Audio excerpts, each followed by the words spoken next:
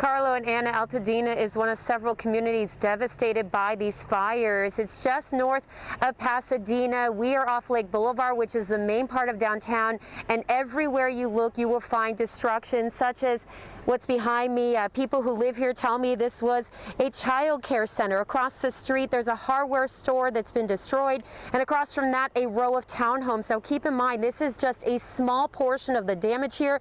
Take a look at what else we saw today.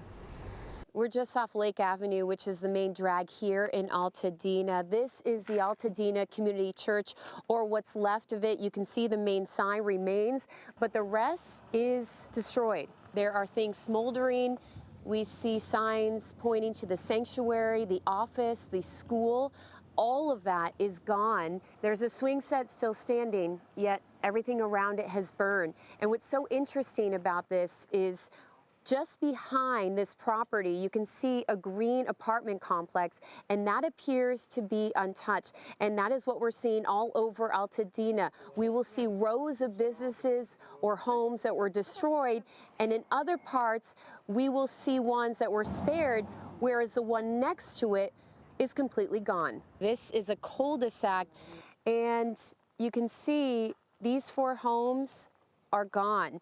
In fact, the majority of homes in this cul-de-sac, which is on Home Park Avenue, are gone. There are 2 that remain. Now, I did get a chance to speak with the woman who owned this home that I'm standing at right now. Her name is Maggie. Take a listen. We got the notice to evacuate, so we actually just started putting stuff together and loading up the cars.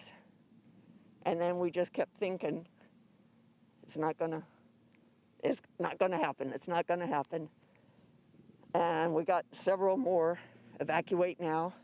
About 3 in the morning, the winds were just ungodly.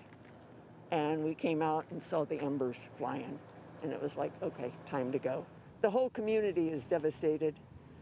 And I hope we are able to rebuild and get it back to what it was, but we'll see.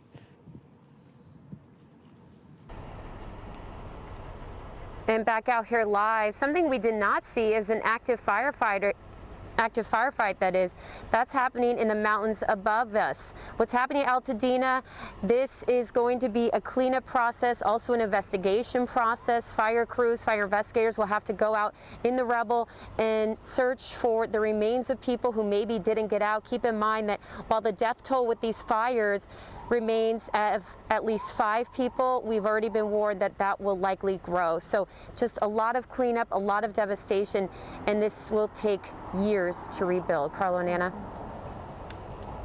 Just stunning to see Altadena in that shape, how quickly a whole community is basically erased, Shannon. It's hard to just wrap your head around what it feels like to be there right now. It's got to be eerie.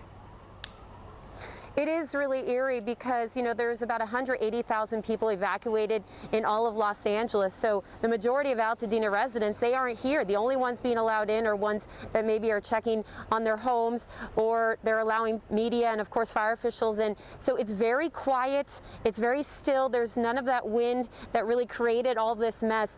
It's just an eerie sight, and you're seeing people walk around and see what's left of their beloved town, and they're just silent. They just don't have the words to describe what it's like to see this. It really is, you guys, it's like a war zone. It's almost like a bomb went off. That's what it looks like. I mean, you can't tell, except when you showed us that sanctuary sign, you really wouldn't be able to tell what that rubble once was behind you, Shannon. I do have a quick question for you since you're there on the ground. What's the wind like? So the wind has died down. You know, again, it's that eerie, quiet feeling. There's a little bit of a gust, I would say maybe a few miles per hour, but there's no wind here. So that is the good thing. That's helping firefighters.